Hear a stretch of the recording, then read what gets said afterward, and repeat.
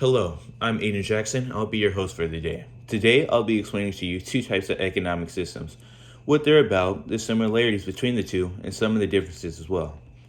First, we have socialism. Example of nations with this type of economic system include North Korea, Cuba, and the former Soviet Union. Socialism is defined as a centrally planned economy in which the government controls all means of production. Born of a commitment to remedy the economic and moral defects of capitalism, it has far surpassed capitalism in both economic malfunction and moral cruelty. A command economic system is often referred to as a socialist or communist system. Under this structure, power is centralized either to the government or a sole ruler. In turn, they decide the rules of the game and command how economic interactions take place. Economic decisions such as what goods to produce, how much to produce, and its price are decided upon by central powers. So it's up to them to decide whether it is socially optimal to make iPhones or PlayStations, or whether it's best to divert these resources to house building or agriculture. Socialism consists of a central government with the power to control the means of production. The central government can decide what is produced and how much is produced. It is also known to be slow when responding to economic change due to a centralized government. And entrepreneurship is restricted and limits them to few choices and even fewer opportunities. Next, we have mixed economy. Examples of nations that use this type of economic system include the US, Japan, and most of Europe.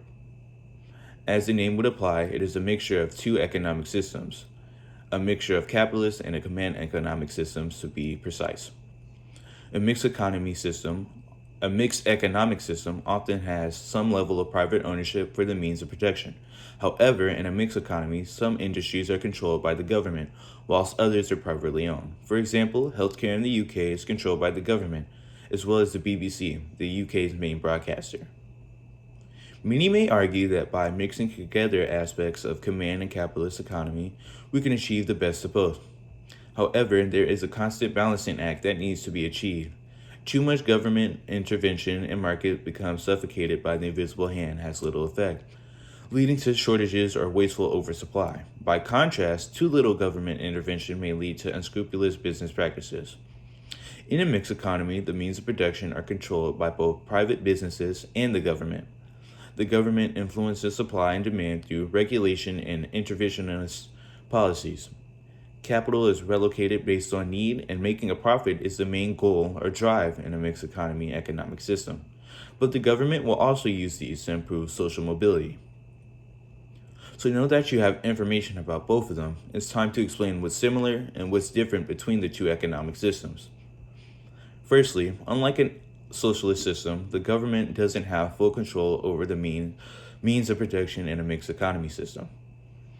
Also, unlike a socialist system, in a mixed economy economic system, what's produced is not determined by just the central government, but rather by the private businesses and the government.